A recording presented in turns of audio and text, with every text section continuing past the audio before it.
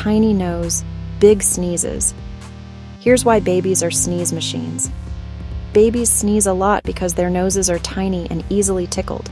Dust floating around? One whiff and a chew. Set off. Feeding time mist. Even milk spray can set it off. A stray hair. Brushes that tiny nostril. Sneeze city. Sneezing is a reflex that clears their airways and guards a still developing immune system. Newborns haven't built defenses yet, so they sneeze more. Most of the time, totally normal and helpful. But watch for illness signs, fever, trouble feeding, labored breathing. If you're worried, call your pediatrician. Trust your gut, mama. Like what you learned? Hit subscribe for more quick baby tips from one mom to another.